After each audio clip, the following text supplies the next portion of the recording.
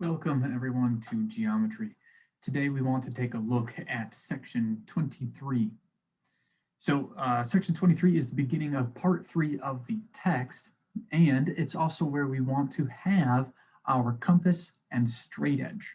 So if you have not already obtained a compass and straight edge, I would encourage you to do that because it will be expected that you use these things on the exam, which covers part 3.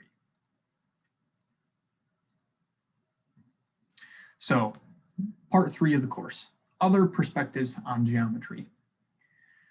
The first thing that we're going to take a look at are some constructions. So section 23 and 24 are both constructions, and then we'll move on to some other ideas from geometry as well. So let's take a look at section 23 for now, basic constructions. All right, so when we talk about basic constructions, all that we're talking about is creating figures, geometric figures, using a straight edge and compass. So the thing about this is our straight edge is only a straight edge, right? No markings for distance. That's not what we're trying to use here. And then, of course, measuring angles, we don't want to do that either, so a protractor isn't used either. So all that we have is a straight edge and a compass. Now, in this video where I'm filling in some notes on a sheet that is not right an actual physical page, I'm working on a computer here. I don't have these tools available to me, so I'm going to do some really rough sketches. And you can find many videos on these actual constructions online. So my suggestion would be to refer to Khan Academy. That is a great resource. And I'll try to provide a link to that webpage for these particular videos. All right, so our constructions. We'll consider these constructions one at a time. So, or in each video. One video for each is what I'm trying to say. So the perpendicular bisector of a line segment, that is what we want to construct. So the first thing is let's consider a line segment. So we have, let's say line segment AB. So for given line segment AB, we want to find the perpendicular bisector of this. All right, so in order to do that, what we're going to do is we are going to construct several other geometric figures, or at least parts of them. Formally, we're constructing large portions, but in reality, in practice, we're just demonstrating the pieces that we need. So first, we construct a circle centered at A with radius AB. So if we call this A and we call this B, then the circle with center A and radius AB, right? Formally, we're looking at a circle. Let's see if I can figure this out here, right? That's something about this size. And actually, if I go ahead and do some manipulations, maybe I can make this a little bit better. So let's take this line and make it actually horizontal. See if we can do that. Let's see, so I'm a little bit off yet. That's close enough. And then if I want to, I can go back to this circle. And let's see how well I can move this around. So I want to put it here, and I want it to be about like that. There we go. So circle. There we go. That looks about like a circle. So we have that guy.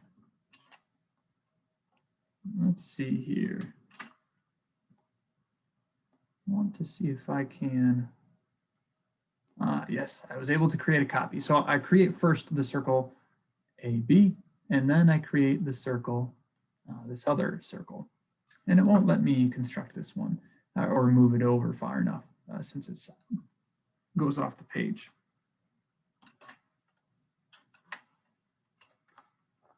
So from here, I want to create a similarly shaped circle.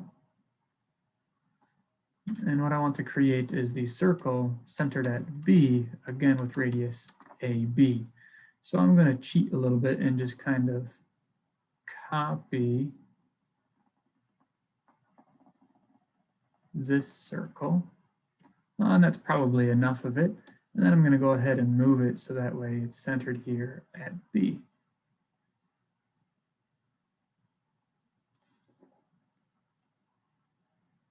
There we go. That's close enough anyway. So we have the portion of the circle that we need, and here we have the other circle that we need, the entire thing. All that we needed is where these two intersect. So I construct these two circles, and then I notice that there are intersections. We'll call them C and D.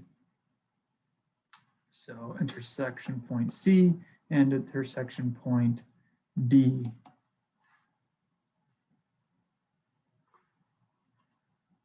We'll leave that there because the point is attached. That's fine. And then we want to construct the line that passes through C and D. So this line here, well, not quite perfect. If we're using an actual compass and straight edge, would be exactly the perpendicular bisector. Here's the idea, right? This image isn't perfect, so how can we be certain that it really is the perpendicular bisector? Well, what we can reason here is, first of all, that we have AC is equal to AB, which is equal to AD. Because those are all points on a circle. We also have that BC is equal to AB is equal to BD. Again, because those 3 points are on the circle centered at B. So these are simply because of the definition of circle that we have those. So the next thing that I can recognize is, right, I have that AC is equal to BC. AC is equal to BC.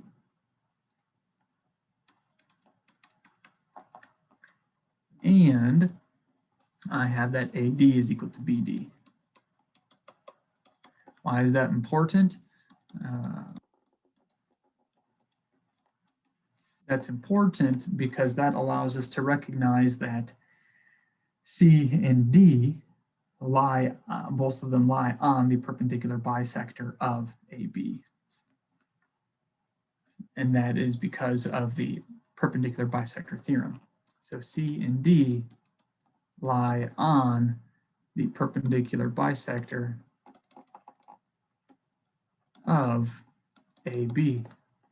And that's by the perpendicular bisector theorem. And finally, we can conclude then that CD is the perpendicular bisector of AB. And that's by the incidence postulate.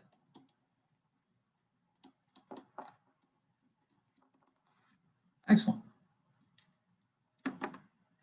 So we have, right, we have the construction of the creation of a perpendicular bisector. And that's all that we wanted to consider for this video.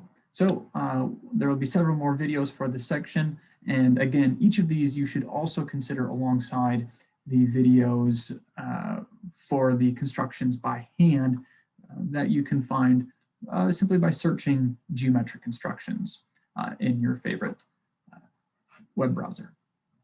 So thank you for your time. I'll see you guys again shortly.